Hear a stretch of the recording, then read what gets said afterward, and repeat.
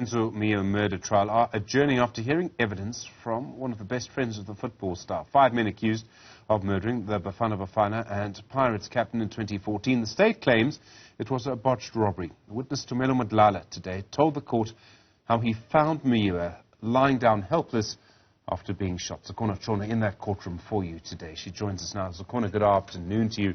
Must have been very emotional. How difficult, how emotional was Madlala's testimony? So Tumelo Madlala spent much of today's testimony giving details of his movements on the day that Senzo Meyiwa was shot. He was in KZN. Senzo invited him to a party and he came down here on that day. And then before going to the party, Senzo said, let's go to Kelly's house. And then it was at Kelly's house where he described what happened. He says 2 intruders came in. The first one he's described just like the other 2 previous witnesses who were inside the house at the time, that he had dreadlocks and was wearing a hat, holding a firearm, and demanded money as well as cell phones from them. The other, he's pointed out Bongani Ntanzi. This is the second witness before this court to point out Bongani Ntanzi as one of the intruders at the Khumalo home on that day. Now, Bongani Ntanzi is accused number 2 in this case. He says at some point, Senzo had pinned Bongani against the wall. He says then he came to assist Senzo and hit him in the face, hit this intruder in the face, and then he heard a gunshot and went to hide out in the room. So he says he only remembers hearing 1 gunshot. And thereafter he details the journey or the trip to hospital. He says he then left the room to find Meyiwa lying, and there was a hole on his T-shirt and there was blood on the floor. They then worked to transport him to hospital.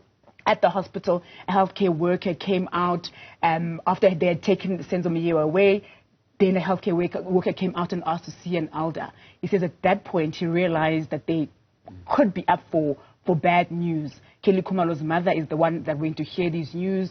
She started crying after speaking to this healthcare worker. That's when he started getting emotional. And at that point, the court had to actually take a short break.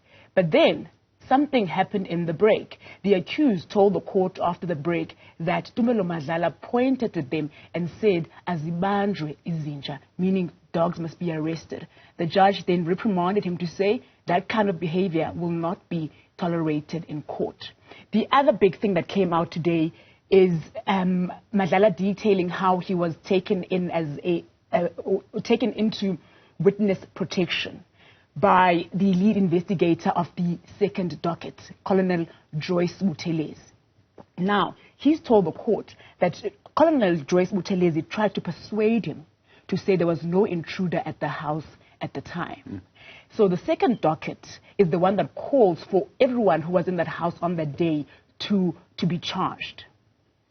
There's so much going on with the first docket and the second docket. In the middle we have also a story of a man holding his friend who's literally just been shot with a hole in his T-shirt and blood coming out. I mean, this is incredibly dramatic. He was actually very emotional, particularly when he was detailing what happened at the hospital. He says after they were told that Senzo Meyiwa didn't make it, he went to say goodbye to his friend, kissed him on the forehead, and then covered him. And he says he actually asked him, "Did you bring me here for this?